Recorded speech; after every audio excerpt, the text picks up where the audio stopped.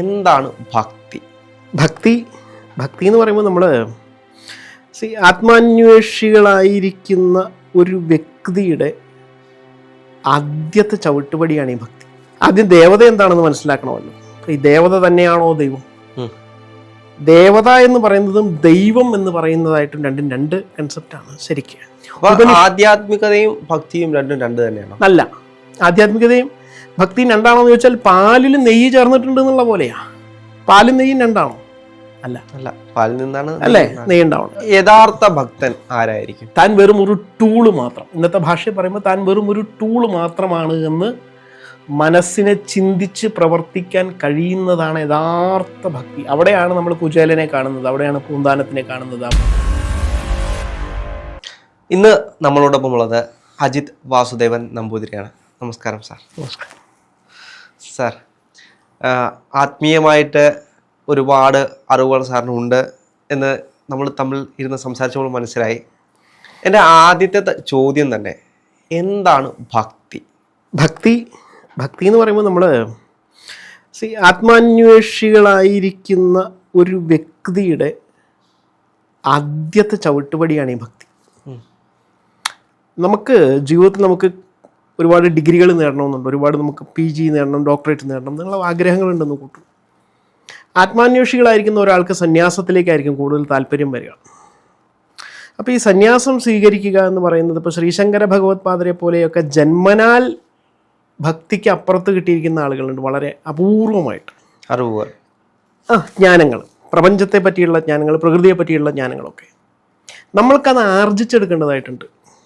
സാധാരണ ഒരു സാധകൻ എന്നാണ് പറയുക. സാധകനെ സംബന്ധിച്ചിടത്തോളം അയാളത് ആർജിച്ചെടുക്കാൻ ആദ്യം എത്തിപ്പെടുന്ന ഒരു അവസ്ഥാന്തരമാണ് ഭക്തി. ദേവൻ, ഈശ്വരൻ എന്നൊക്കെ പറഞ്ഞ് ആദ്യം പഠിക്കുന്ന അതാണ്. ഇതെല്ലാം ബ്രഹ്മം തന്നെയാണ്, ബ്രഹ്മത്തിൻ്റെ ഭാഗം തന്നെയാണ്. ഇയാളിങ്ങനെ മനസ്സിലാക്കി ചിന്തകളിലേക്ക് ഇതിങ്ങനെ ഭക്തി കൂടി വരുമ്പോഴാണ് ഇതിനൊക്കെ അപ്പുറം എന്തോ ഉണ്ടല്ലോ എന്നുള്ളൊരു ചോദ്യം വരിക. നമ്മൾ ഈ ചെറിയ പ്രായത്തിൽ ക്ഷേത്രങ്ങളിലൊക്കെ പോയി ദേവതയെ കണ്ട് തൊഴുത്, അതാണോ യഥാർത്ഥ ഭക്തി? അതിപ്പോൾ നമ്മളുടെ കുറേ കാരണവന്മാർ നമുക്ക് അങ്ങനെ കുറേ കാര്യങ്ങൾ പറഞ്ഞു തന്നിട്ടുണ്ട്. ആദ്യം ദേവത എന്താണെന്ന് മനസ്സിലാക്കണമല്ലോ. അപ്പോൾ ഈ ദേവത തന്നെയാണോ ദൈവം? ദേവത എന്ന് പറയുന്നതും ദൈവം എന്ന് പറയുന്നതായിട്ടും രണ്ടും രണ്ട് കൺസെപ്റ്റാണ് ശരിക്കും. ഹിന്ദുക്കൾക്ക് ഈ 33 കോടി ദൈവങ്ങൾ ഉണ്ട് എന്നൊക്കെ നമ്മൾ പലരും കേട്ടിട്ടുണ്ട്. അതിലേക്ക് വരണമെങ്കിൽ മുന്നേ ഒരു കാര്യം പറയാം. ഈ ശരിക്കും 7 മന്ത്രമൂർത്തികളാണ് നമുക്കുള്ളത്. 7 മന്ത്രം. ശൈവം, വൈഷ്ണവം, ശാക്തേയം, ഭഗവതി, ഭദ്രകാളി പോലെയുള്ള, ഭുവനേശ്വരി, ദുർഗ, അങ്ങനെയുള്ള ശാക്തേയം, ഗണപതി, ശാസ്താവ്, സുബ്രഹ്മണ്യൻ, അതുപോലെ അങ്ങനെ 7 തരത്തിലുള്ള ശങ്കരനാരായണൻ, വിഷ്ണുവും ശിവനും കൂടി ചേർന്ന ശങ്കരനാരായണൻ, അങ്ങനെ 7 തരത്തിലുള്ള മന്ത്രമൂർത്തികളാണുള്ളത്. നമ്മളുടെ ആധാന ചക്രം മുതൽ ഹ്രീം ശ്രീം ക്ലീം എന്നൊക്കെയുള്ള ബീജമന്ത്രങ്ങളിൽ നിന്നാണ് ഈ ദേവതകളുടെ ഒരു ആരംഭം. നമ്മൾ തന്നെയാണ് ഈ ദേവതകൾ. എല്ലാം നമ്മളുടെ ഉള്ളിലുണ്ടാകുന്ന ചിന്തയാണ് ഈശ്വരൻ. ഇത് തന്നെയാണ് നമ്മൾ ഈ പറയുന്ന കുണ്ടലിനി എന്ന് പറയുന്നത്. കുണ്ടലിനി എന്ന് പറയുന്നത് ഈ 7 ദേവതാമൂർത്തികളുടെ നമ്മൾ ആർജിച്ചെടുക്കുന്ന ആ ഒരു ശക്തിയാണോ? 7 കുണ്ടലിയിൽ നിന്ന് മുകളിലേക്ക് 6 ആധാരങ്ങളാണ്. 7ാമത്തേതാണ് സഹസ്രാര പത്മം എന്ന് പറയുന്ന 7ാമത്തെ ആധാരം. കുണ്ടലിനി ശക്തി എന്ന് പറയുന്ന മൂലാധാരം, സ്വാധിഷ്ഠാനം, മണിപൂരകം, അനഹത, ആജ്ഞ, വിശുദ്ധി, സഹസ്രാരം. ഈ സഹസ്രാരം എന്ന് പറയുന്ന പത്മത്തിലേക്ക് എത്തുമ്പോഴാണ് നമ്മളിൽ സന്യാസത്തിൻ്റെ അല്ലെങ്കിൽ ഒരു അവധൂതൻ്റെ ഇതിലേക്ക് പോകുന്നത്. 6 ആധാരങ്ങളിൽ കൂടിയുള്ള ക്രമേണയായിട്ട് നമ്മൾ നേടുന്ന അറിവുകളാണ് ശരിക്കും ദേവൻ, അല്ലെങ്കിൽ അങ്ങനെ ആ ഒരു ഇതിലേക്ക് വരിക. അപ്പോൾ ഈ മന്ത്രമൂർത്തികളെ ഒരു നിശ്ചിത അനുപാതത്തിൽ, ഒരു മന്ത്രത്തിൽ ഇത്ര അക്ഷരങ്ങളിൽ അതിനെ ഘടിപ്പിച്ചിട്ട് ആ മന്ത്രങ്ങളെയാണ് നമ്മൾ പൂജ കഴിക്കുക. ആ മന്ത്രങ്ങളിൽ സന്യാസിമാർ പറഞ്ഞിട്ടുള്ള രീതിയിൽ വിഗ്രഹങ്ങൾ അല്ലെങ്കിൽ ചിത്രങ്ങൾ ആദ്യം ഉണ്ടാക്കി, അത് കഴിഞ്ഞത് വിഗ്രഹങ്ങളായി കൊത്തി, ആ വിഗ്രഹങ്ങളായി കൊത്തിയതിന് ശേഷം നമ്മളത് പ്രതിഷ്ഠിക്കുമ്പോൾ അതിനൊരു പരിഭാവനത വരികയാണ്. സാധാരണ ഒരു ശില്പവും ഇതുമായിട്ട് കുറച്ച് വ്യത്യാസം എന്ന് വെച്ച് കഴിഞ്ഞാൽ ഇതിന് പ്രത്യേക ഒരു സ്ഥലത്ത് പ്രത്യേക ഒരു രീതിയിൽ ആചരണ സംവിധാനത്തോടു കൂടി ചെയ്യുന്നുണ്ട്. അതിനൊരു പ്രത്യേകത. അത് ആ രീതിയിലാക്കിയെടുത്ത് നമ്മുടെ ഉള്ളിലേക്ക് ഒരു ചിത്രത്തെ, ഒരു രൂപത്തെ നമ്മുടെ ഉള്ളിലേക്ക് തരിക, സന്നിവേശിപ്പിക്കലാണ് ഈ ഭക്തി ആദ്യം ചെയ്യുന്നത്.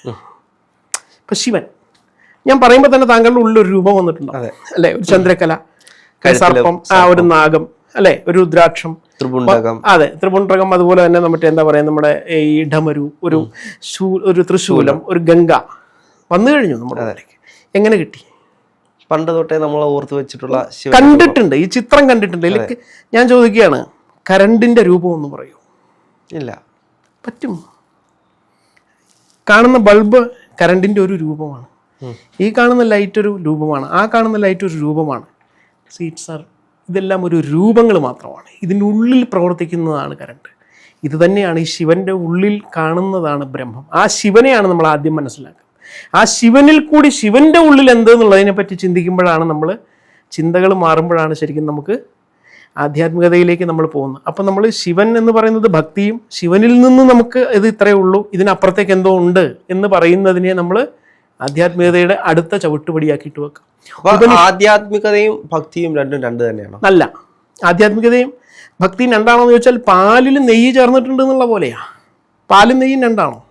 അല്ല, അല്ല, പാലിൽ നിന്നാണ് അല്ലേ നെയ്യ് ഉണ്ടാവണം എന്ന് പറയുന്ന പോലെ ആധ്യാത്മികതയുടെ ഒരു ഭാഗം മാത്രമാണ് ഭക്തി. ഒരു ഭാഗം മാത്രമാണ് ഭക്തി.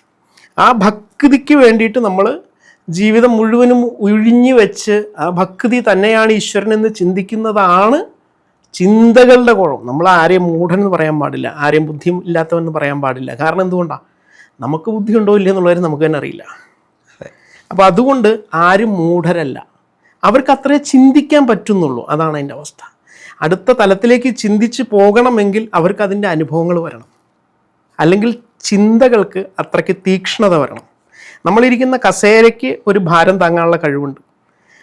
അതിൽ കൂടുതൽ ഭാരം അതിലേക്ക് കൊണ്ടുവെക്കുമ്പോൾ അതിന് താങ്ങാൻ പറ്റില്ല, അത് പൊളിഞ്ഞു പോകും. അപ്പം നിങ്ങളുടെ മനസ്സിന് എത്ര, ആ ചിന്തകൾക്ക് താങ്ങാൻ എത്ര ഭാരം പറ്റുമോ അത്രയും വരെ നിങ്ങൾക്ക് ചിന്ത ഉള്ളിലേക്ക് പ്രകൃതിയായിട്ട് തന്നെ വരും.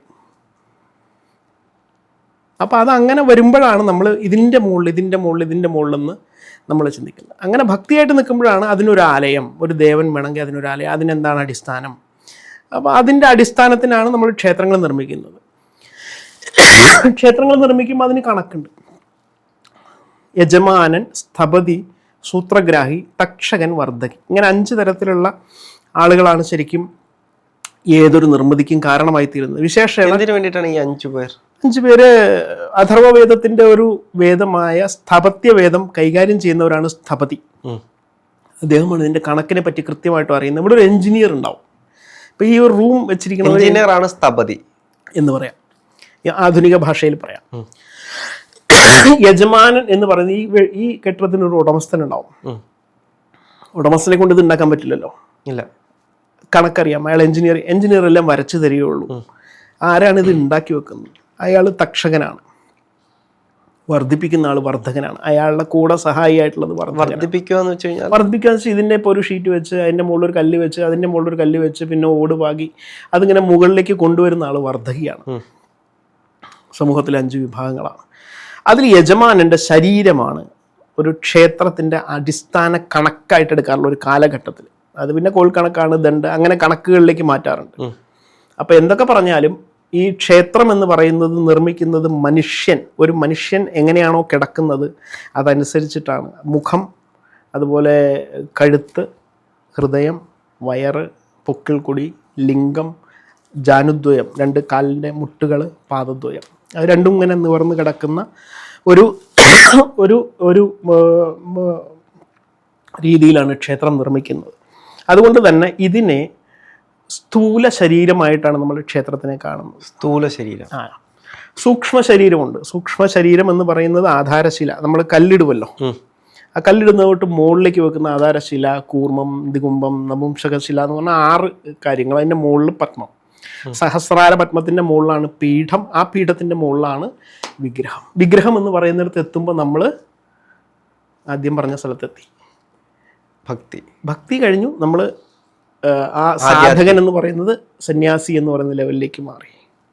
അപ്പം അകത്തിരിക്കുന്നത് സന്യാസിയെ പോലെയുള്ളൊരു ശക്തിയാണ്, നമ്മുടെ ശരീരമാണ്. നമ്മുടെ ശരീരത്തിലുള്ള ഇതിനെ നമ്മൾ ഒരു ക്ഷേത്രം എന്ന് പറയുന്ന സംവിധാനത്തിൽ അത് കാട്ടിയിരിക്കുകയാണ്. ഈ ക്ഷേത്രവും ശരീരവുമായിട്ടുള്ള അഭേദ്യമായ ബന്ധമാണ് കാണിക്കുന്നത്. ഇത് തന്നെയാണ് ശബരിമലയിൽ തത്വം അസി എന്ന് പറയുന്നത്. നീ തന്നെയാകുന്നു ഞാൻ, എന്നെ ഉള്ളിലുള്ളതാണ് നീ. രാമകൃഷ്ണ പരമഹംസരും പറഞ്ഞത് അത് തന്നെയാണ്. എൻ്റെ ഉള്ളിലില്ലാത്തതൊന്നും തന്നെ പുറത്തില്ല, പുറത്തില്ലാത്തതൊന്നും തന്നെ അകത്തുമില്ല. പ്രകൃതിയാണ്. അതുകൊണ്ടായിരിക്കും നമ്മൾ ക്ഷേത്രങ്ങളിലേക്കൊക്കെ ചെല്ലുമ്പോൾ നമുക്ക് അത്രത്തോളം എനർജി ഫീൽ ചെയ്യുന്നത്. ഉറപ്പായിട്ടും. അതായത് ഇപ്പോൾ ഗുരുവായൂരേക്ക് ചെല്ലുകയാണെങ്കിൽ, ഗുരുവായൂർ എന്ന് പറയുന്ന ക്ഷേത്രത്തെ ഉദാഹരണമായിട്ട് എടുത്ത് കാണിക്കാൻ കാരണം നമ്മൾ ഏറ്റവും എല്ലാവരും അറിയുന്ന ഒരു അമ്പലം, കൃത്യമായിട്ട് നടക്കുന്ന പൂജാതി കാര്യങ്ങൾ എന്ന് പറയുമ്പോൾ അതിൽ മന്ത്രമയമാണ്. സപരിവാരം പൂജകളാണ്. ഷഡ്പീഠമായിട്ടുമുണ്ട്, സപരിവാരമായിട്ടും പൂജകളുണ്ട്. സപരിവാര പൂജകൾ എന്ന് പറഞ്ഞാൽ ഒരു ദേവനെ പൂജ കഴിക്കാവുന്ന ഏറ്റവും വിപുലമായ രീതിയിലുള്ള പൂജാവിധാനമാണ് സപരിവാരം പൂജ. അപ്പോൾ അതിൽ ആ വിഷ്ണുവിൻ്റെ സപരിവാരമായിട്ടുള്ള പൂജ മുറ തെറ്റാതെ അതിൻ്റെ യോഗ്യതയുള്ള ആളുകളാണ് അവിടെ ചെയ്യുന്നത്. അതുകൊണ്ട് ഒരു കാലത്തും അത് തെറ്റാത്തത് കൊണ്ട് കൃത്യമായിട്ടും ഒരു റൂമിൽ നമ്മളെ ഒരു കൃത്യമായൊരു കണക്കുണ്ടാക്കിയ ഒരു ഗർഭഗൃഹത്തിൽ ഒരു വിഗ്രഹത്തിലേക്ക് തന്നെ കൃത്യമായിട്ടും ഈ മന്ത്രങ്ങൾ എപ്പോഴും ജപിച്ച് ഇത് ചെയ്തുകൊണ്ടിരിക്കുമ്പോൾ ഉണ്ടാവുന്ന ശക്തി തന്നെയാണ് ആ ക്ഷേത്രത്തിൻ്റെ ശക്തി. ഇത് തന്നെയാണ് എല്ലായിടത്തും അങ്ങനെ തന്നെയാണ്. എന്തുകൊണ്ടായിരിക്കും അപ്പോൾ സാധാരണ ക്ഷേത്രങ്ങൾ, ചെറിയ ചെറിയ കുടുംബക്ഷേത്രങ്ങൾ, അതുകൂട്ടുള്ള കൊച്ചു കൊച്ചു ക്ഷേത്രങ്ങൾ ഉണ്ടാവല്ലോ, ഈ ക്ഷേത്രങ്ങളിൽ കിട്ടാത്തൊരു എനർജി നമുക്ക് ഈ മേജർ ക്ഷേത്രങ്ങളിൽ ചെല്ലുമ്പോൾ കിട്ടുന്നത്? പ്രധാനമായിട്ടും ഈ കുടുംബക്ഷേത്രങ്ങളെന്ന് രാഹുൽ ഉദ്ദേശിക്കുന്നത് നിത്യേന പൂജ ഉണ്ടാവില്ല, അങ്ങനെയുള്ളവരുണ്ട്. പിന്നെ കൃത്യമായിട്ടും ഈ മന്ത്രങ്ങളൊക്കെ പഠിച്ച ആളുകൾ തന്നെയാണോ അവിടുത്തെ ശാന്തിക്കാരെന്നുള്ള കാര്യത്തിൽ സംശയമുണ്ട്. അവർക്ക് ഇതിനെപ്പറ്റി എത്ര കണ്ട് അറിയാം എന്നുള്ളതിനെ പറ്റിയുള്ള ചില വിഷയങ്ങളുണ്ട്. പ്രധാനമായിട്ടും മറ്റൊരു വിഷയമുണ്ട്. തന്ത്രി ഏത് ഭാവത്തിലാണോ അവിടെ ആ ഭഗവതിയെ അല്ലെങ്കിൽ ആ ഒരു തേവരെ, ദേവൻ എന്ന് പറയുന്നതിൻ്റെ നമ്മുടെ ഭാഷ തേവരെന്ന് പറയുന്നത്, തേവരെ പ്രതിഷ്ഠിച്ചിരിക്കുന്നത് അതേ മന്ത്രങ്ങൾ കൊണ്ട് തന്നെയാണോ ഈ ശാന്തിക്കാരൻ പൂജ കഴിക്കുന്നത് എന്നുള്ളൊരു വിഷയമുണ്ട്. ഇതൊക്കെ ചൈതന്യ ലോപത്തിന് കാരണമാവും, ആ ചൈതന്യത്തിൻ്റെ കാരണമാവും. അപ്പോൾ നമ്മൾ കൃത്യമായിട്ടും നമ്മൾ ഇത് തന്നെയാണ്, ഒരു പ്രോസസ്സ് തന്നെയാണ് ചെയ്തുകൊണ്ടിരിക്കുന്നെങ്കിൽ അതിലവിടെ വർധനയുണ്ടാവും. അങ്ങനെയാണ് അതിൻ്റെ ഈ ചെറിയ ചെറിയ അമ്പലങ്ങളിലേക്ക് കാര്യം അങ്ങനെയാണ്. എല്ലാ വിഷ്ണു ക്ഷേത്രങ്ങളും എന്താണ് ഗുരുവായൂരാവാത്തതെന്ന് ചോദിക്കുന്നതിന് ഇതാണ് അതിനൊരു മറുപടി. ഞാൻ മാത്രമല്ല, ഈ ചെറിയ ക്ഷേത്രങ്ങൾ നമ്മൾ നോക്കിക്കഴിഞ്ഞാൽ ഭക്തജനങ്ങളൊക്കെ വളരെ കുറവായിരിക്കും പലപ്പോഴും. മേജർ ക്ഷേത്രങ്ങൾ നോക്കിക്കഴിഞ്ഞാൽ എല്ലാവരും അവിടെ തിരക്കായിരിക്കും, ഭയങ്കര തിക്കും തിരക്കുമായി. മേജർ ക്ഷേത്രങ്ങൾ എപ്പോഴും ആളുകൾ വന്നുകൊണ്ടിരിക്കും. സാധാരണ ഒരു ക്ഷേത്രത്തിൽ ദൈനംദിന ആ ഒരു പ്രവർത്തനം നടത്താൻ പോലുമുള്ള ഒരു സാമ്പത്തികം പോലും ക്ഷേത്രങ്ങളിലേക്ക് വരാത്തൊരവസ്ഥയായി തുടങ്ങിയിട്ടുണ്ട്. അത് ഇതുമായി ബന്ധപ്പെട്ടിട്ടായിരിക്കും, ചൈതന്യവുമായിട്ട് ബന്ധപ്പെട്ടിട്ട് തന്നെയാണ് പ്രധാനമായിട്ടും. നമ്മളിപ്പോൾ പ്രധാനമായിട്ടും നമുക്ക് ഗുരുവായൂർ പോയാൽ എന്തെങ്കിലും ഒന്ന് സാധിക്കുമെന്ന് ഈ സാധകന്റെ ഉള്ളിലെ ചിന്തയാണ് ഗുരുവായൂരേക്ക് എത്തിക്കുന്നത്. അത്ര ശക്തിയൊന്നും ഇല്ലല്ലോ. നമ്മളുടെ തൊട്ടിപ്പുറത്ത് ഇപ്പോൾ ആലുവയിലുള്ളൊരു വിഷ്ണു അമ്പലത്തിൽ ഇപ്പോൾ ഗുരുവായൂരപ്പനല്ലോ എന്നുള്ളൊരു ചിന്തയാണ്. അതാണ് ഞാൻ പറഞ്ഞ ഭക്തി എന്ന് പറയുന്നതിനകത്ത് നമുക്ക് ഒരു ഒരു ഒരു ഒരു ഇത് വരുന്നത്. നമ്മളിങ്ങനെ തട്ടുതട്ടായിട്ടാണ് ഈ ദേവന്മാരെ കാണുന്നത്. സത്യത്തിൽ ഗുരുവായൂരപ്പൻ തന്നെയാണ് ഇവിടെ ആലുവയിലുള്ള കൃഷ്ണൻ്റെ അമ്പലം, വ്യത്യാസമൊന്നുമില്ല. മനസ്സിൽ കരുതിയ അതാണ് വിഷയം, അതാണ് മെയിൻ പോയിന്റ്. നമ്മളുടെ മനസ്സിൻ്റെ ചിന്തയാണ് ഈ ഒരു സംഗതി. ഒരു തിരുമേനിയെ കാണുമ്പോൾ നമുക്ക് തോന്നുകയാണ് അദ്ദേഹത്തിനോട് പറഞ്ഞിട്ടൊന്നും വലിയ കാര്യമുണ്ടെന്ന് എനിക്ക് തോന്നുന്നില്ല. ചിലപ്പോൾ അദ്ദേഹം ഒത്തിരി അറിവുള്ള ആളായിരിക്കും. അപ്പുറത്ത് വേറൊരു വലിയൊരു അമ്പലം, ഇഷ്ടംപോലെ ആളുകൾ കയറുന്നൊരു അമ്പലം, അവിടെ ചിലപ്പോൾ ഒരു നിയമനമായിരിക്കും, അല്ലെങ്കിൽ അദ്ദേഹം അങ്ങനെ വന്ന് നിൽക്കുന്നതായിരിക്കും. നമുക്കിപ്പോൾ ഞാൻ പറഞ്ഞല്ലോ, ആദ്യമേ പറഞ്ഞല്ലോ, അയാൾക്ക് അറിവില്ല എന്ന് പറയാൻ പാടില്ല. പക്ഷേ ഇത്ര കണ്ടൊരു ജ്ഞാനം, അയാളുടെ ചിന്ത ഇത്ര കണ്ടാവുന്ന ഒരു അവസ്ഥയിലാവില്ലായിരിക്കും. അതും ഒരു കാരണമാണ്. ആളുകൾ അപ്പോൾ ആ വലിയ അമ്പലത്തിൽ തിരക്ക് കണ്ടുകൊണ്ട് അങ്ങോട്ടേക്ക് പോകും, ഇദ്ദേഹത്തെ അവിടെ മൈൻഡ് ചെയ്യില്ല. അങ്ങനെ അതെല്ലാം കാരണങ്ങളാണ്. ഇതെല്ലാം ചിന്തയാണ്, മനസ്സിൻ്റെ മനോവ്യാപാരങ്ങളാണ് ഏറ്റവും പ്രധാനമായിട്ടുള്ളത്. യഥാർത്ഥ ഭക്തൻ ആരായിരിക്കും? യഥാർത്ഥ ഭക്തൻ എപ്പോഴും തൻ്റെ കാര്യങ്ങളിൽ, തനിക്ക് ജീവിതത്തിൽ ഓരോ സെക്കൻഡിലും സംഭവിച്ചു കൊണ്ടിരിക്കുന്ന കാര്യങ്ങളിൽ താനല്ല ഉത്തരവാദി. താൻ വെറും ഒരു ടൂള് മാത്രം, ഇന്നത്തെ ഭാഷയിൽ പറയുമ്പോൾ താൻ വെറും ഒരു ടൂള് മാത്രമാണ് എന്ന് മനസ്സിനെ ചിന്തിച്ച് പ്രവർത്തിക്കാൻ കഴിയുന്നതാണ് യഥാർത്ഥ ഭക്തി. അവിടെയാണ് നമ്മൾ കുചേലനെ കാണുന്നത്, അവിടെയാണ് പൂന്താനത്തിനെ കാണുന്നത്, അവിടെയാണ് ഭക്തോത്തമന്മാരാണ് ഇവരെല്ലാവരും. കുറൂരമ്മയെ കാണുന്നത് അവിടെയാണ്. കാരണം അവർക്കെല്ലാം കൃഷ്ണനാണ്, എല്ലാം കൃഷ്ണനാണ്. അപ്പോൾ അതുകൊണ്ട് തന്നെ ഇദ്ദേഹമാണ് എൻ്റെ കാര്യം, ഞാനല്ലല്ലോ ഇതിനെല്ലാത്തിനും. സത്യമായിട്ട് അങ്ങനെ ഒരു അവസ്ഥയിലേക്ക് മനസ്സ് ചെല്ലേണ്ടതായിട്ടുണ്ട്. അതൊരു അവസ്ഥാന്തരമാണ്, നമ്മുടെ മനസ്സിൻ്റെ ഒരു അവസ്ഥാന്തരമാണ്. ഞാനീ പറഞ്ഞ ആദ്യത്തെ നമ്മളുടെ ഏറ്റവും ഒരു സന്യാസം അല്ലെങ്കിൽ അങ്ങനെ ഒരു ഇതിലേക്ക് പോകുമ്പോൾ നമ്മൾ ആർജിക്കേണ്ട ആദ്യത്തെ ഇത് ഞാനല്ല, ഇതൊന്നും ഞാനല്ല, ഇതിനെല്ലാം ഉപാധി മാത്രമാണ് ഞാൻ. ഈ സന്യാസത്തിലേക്ക് എത്താനുള്ള ഒരു ഉപാധി മാത്രമാണ് ഞാൻ മറ്റാരോ ആണ്. മറ്റാരോ എന്ന് പറയാൻ പറ്റില്ല, ഞാൻ തന്നെയാണത്. എൻ്റെ മറ്റ് ഭാവങ്ങളാണ്. വേറെ ഒരു സംഗതി എന്ന് പറഞ്ഞ സാധനം ഇല്ല. നീ എല്ലാം ഒന്ന് തന്നെയാണ്. ഈ നമ്മളുടെ ചിന്തകൾ എവിടെ വരെ എത്തുന്നോ അതാണ് സംഭവം. ഒരു യാത്ര, ആലുവയിൽ നിന്ന് അങ്കമാലിക്ക് ഒരു യാത്ര നടത്തുകയാണ്. ഒരുപാട് സ്റ്റോപ്പുകളുണ്ട്. അങ്കമാലി എന്ന് പറയുന്ന ഒരു സ്ഥലത്തേക്ക് നമ്മൾ എത്തിച്ചേരുമ്പോൾ നമുക്കൊരു വിചാരമുണ്ട്, ഒരു ചിന്തയുണ്ട്. ബസ്സിൽ കയറിയിട്ട് നമ്മുടെ നെടുമ്പാശ്ശേരി വരെ എത്തിയിട്ടുള്ളൂ. യാത്ര മുന്നോട്ട് കിടക്കുകയല്ലേ, അപ്പം അത് യാത്ര തന്നെയല്ലേ. നെടുമ്പാശ്ശേരി വരെ എത്തിയിട്ടുള്ളൂ പറഞ്ഞാൽ അതൊരു യാത്ര പൂർത്തിയാവുന്നില്ല, ആവുന്നില്ലല്ലോ എന്ന് പറഞ്ഞ പോലെ അത് ഞാൻ തന്നെയാണ്. പക്ഷേ എൻ്റെ ചിന്തകൾ എനിക്ക് അവിടെ വരെ എത്തിയിട്ടുള്ളൂ. അതാണ് വിഷയം. ഇനിയും മുന്നേക്ക് പോകാൻ, മുന്നേക്ക് കർമ്മം ഉണ്ടെങ്കിൽ പോകും. ഈ കർമ്മം എന്ന് പറയുന്നതിന് ഭയങ്കര സംഭവമാണ്. കർമ്മം അത് ഉണ്ടെങ്കിലേ നമുക്ക് എന്തും ചെയ്യാൻ പറ്റൂ. കർമ്മമാണ് ഒരാളുടെ അടിസ്ഥാനം. അത് ആര് തന്നു, എങ്ങനെ തന്നു, എവിടെ തന്നു നമുക്കറിയില്ല. നമ്മൾക്ക് സ്വപ്നങ്ങൾ ഒരുപാടുണ്ട്. ഏതൊരു വ്യക്തിയെക്കുറിച്ച് ചോദിച്ചാൽ യാചകനാവണമെന്ന് ആരും പറയില്ലല്ലോ, പറയാം രാജാവാകണമെന്നേ പറയുള്ളൂ. യാചകനായി പോകുന്ന രാജാക്കന്മാരുണ്ട്. എന്തായിരിക്കും അതിന് കാരണം? കർമ്മമാണ് കാരണം.